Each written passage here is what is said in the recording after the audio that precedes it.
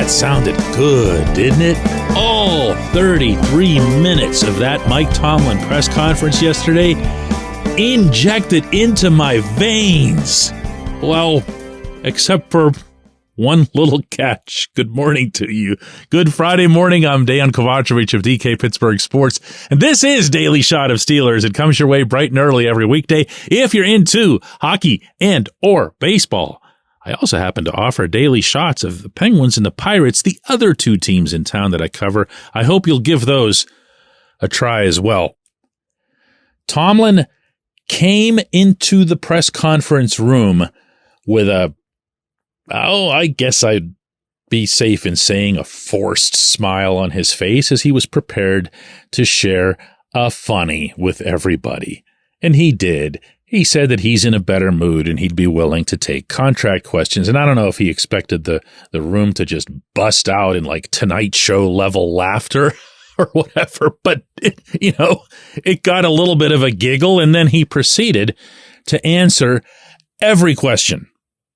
He proceeded to at least attempt to give honest, emotional, broader picture type of responses that meant something not only toward the current season, but also toward any trends, including the ugliest of all, the no playoff wins in 7 years trend that go back further.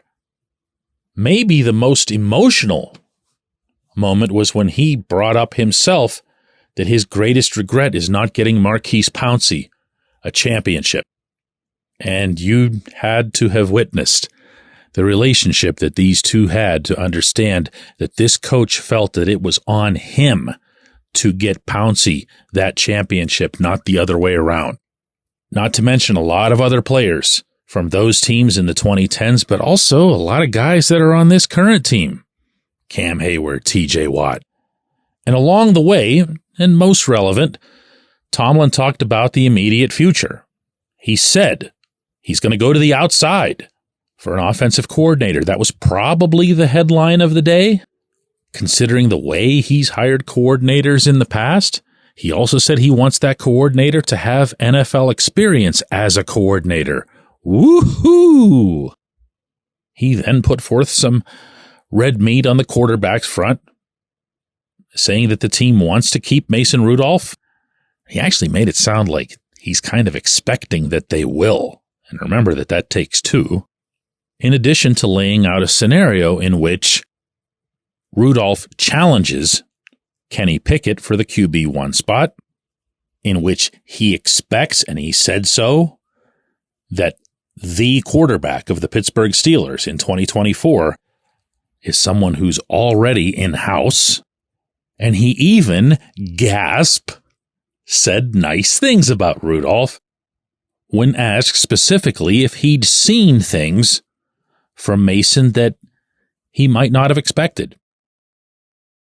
Oh, certainly. I don't think that any of us can deny what we've seen over the last month or so. I cannot underscore how impressive it is to be ready. Forget performance, man, to be ready to deliver. And he was, and that preparedness showed.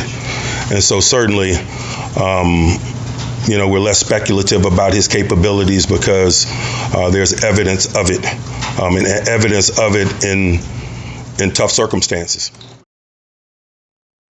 How about that, huh? Evidence was the word he used. Evidence. When the subject of Najee Harris's remarks in Orchard Park about the team needing to change some things in the areas of discipline and conduct and so forth, instead of giving the usual snap back that you'd get probably about 99.999% of the time from him to something like that, he said, yeah, we actually do.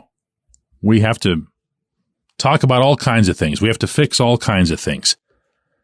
When he talked about not winning a playoff game, and that included not winning any over 7 years, he responded with, it sucks, and he ended up using the word suck, I think 4 or 5 additional times over the next couple of sentences. Oh, by the way, just as a throw-in, he threw in that he's getting an extension, that he expects to get an extension. He expects to have that done with Art Rooney. Rooney would confirm that after the press conference, and even that felt somewhat parenthetical. There was a lot of stuff that came from this. And you want to know something? Doesn't mean a damn thing. Not in this moment. It'll only mean something if action follows, and not action for the sake of checking off a box, but action for the sake of, wow, what we've done isn't good enough. Whoever our people have been, whatever our processes have been, they haven't been good enough. His own coaching, from strategy to personnel to pet favorites to staring up at the scoreboard to see the replays to decide if he should throw the challenge flag. This is all stuff that's got to be on there. I don't know if it is already. I don't know and can't know if Tomlin's already had some type of meeting with Rooney. I'd say it's safe to assume that he has, considering the whole extension thing and then Rooney being there to confirm it.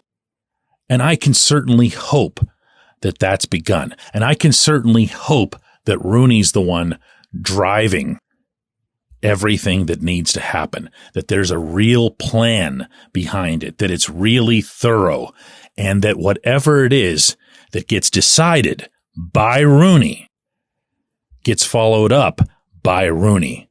Some of these things, my friends, that were spoken yesterday were spoken for the first time.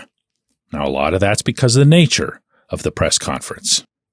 But some of it, most notably the quarterback stuff, was spoken for the first time, and nothing stopped him from speaking any of that during the season. I will continue with my quarterback fixation because it's the game's most important position, because the Steelers aren't going to be going anywhere until it's fixed, and because now we all have, here's that word again, evidence that Rudolph was able to get the job done in the equivalent of a quarter of a regular season. If it takes Rooney influencing or even outright overruling Tomlin on that subject and other subjects, then this offseason is off to a wonderful start. When we come back, J1Q. Luxembourg, Garbett, Kelly & George. LGKG is a personal injury law firm in Western Pennsylvania that represents people hurt in car accidents or who need help with workers' comp or medical malpractice.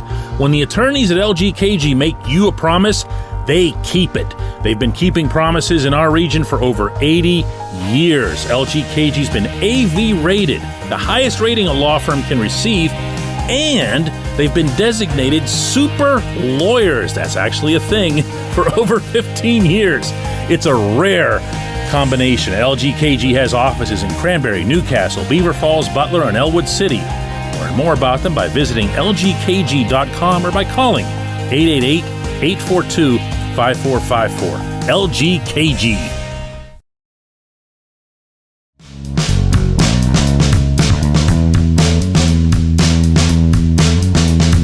Today's J1Q comes from Michael, and it's in reference to Mike Tomlin's remarks yesterday about the looming offensive coordinator search. Michael asks, how does the Steelers organization look like as a whole when compared to other organizations that need an OC for the coming year? I'm obviously biased and would say that it's an opportunity that you don't pass up lightly. Michael, one of the great misnomers that happens anytime there's a search for a coordinator or other assistant positions, or even for that matter, head coaching positions, is that people will wonder which jobs are the most attractive, which team would somebody absolutely not go to. And there have been extreme examples in the past. I'd say 7-8 years ago, if you were a up-and-coming coordinator and you were offered $1 gazillion to go work for the Browns, you'd be nuts because you'd be burying your own career before it had a chance to get going. But there really aren't teams like that now. There's not an 0-17 type of team that's getting trampled by everybody every week. As the Steelers kind of found out the hard way by losing to two 2-10 teams on back-to-back weeks. And to your point that you seemed to be making there, unless I'm misreading it, the Steelers are still the Steelers.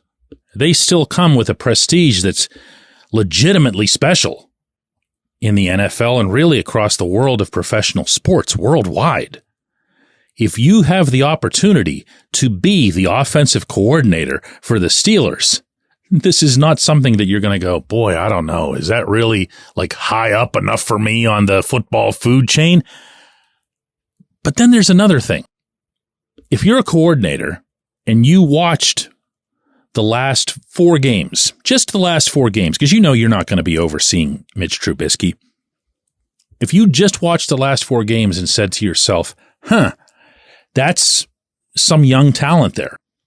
Not super young, but when you're talking about Najee Harris, George Pickens, Broderick Jones, Calvin Austin, depending on how creative you intend to be with your speed. And then on top of that, you look at how they came together underneath a coordinator, I should say 2 coordinators in Eddie Faulkner and Mike Sullivan, whose work wasn't valued enough by Tomlin that he's not even considering either of these 2 gentlemen for the position. And you put that together with some steady pieces on the line, Pat Freiermuth, Deontay Johnson, who, yes, will be back. The running backs as a tandem, meaning Harris and Jaylen Warren, of course. And then, the quarterback putting up 112 plus on the QB ratings in the final 3 regular season games and then holding his own against Josh Allen in Buffalo. That's not exactly going somewhere to die. That's a situation that an ambitious coordinator who has real belief that his ideas will be implemented and not screened out or filtered out, that can be attractive. There's no reason that the best coordinator candidate around would turn their nose up to that. But the main motivation for that, and I say this a lot, so if you've heard this from me before, I apologize. There's only 32 of these jobs on the planet. Okay? I mean, you can only work your way so high in this particular profession. There's not a higher league. There's just the NFL. And if you're the type to say no, no, no all the time, eventually they'll start taking you seriously with that response. I appreciate the question. It's a really good one. Wasn't expecting anything like that. Appreciate everybody listening to Daily Shot of Steelers today, all week long, but all season long as well. I did promise that I was going to keep these going every day through the weekends as long as the team was eliminated. Then the team was eliminated, so I'm going to be taking the weekend off, and we'll be back with a new episode of Daily Shot of Steelers on Monday.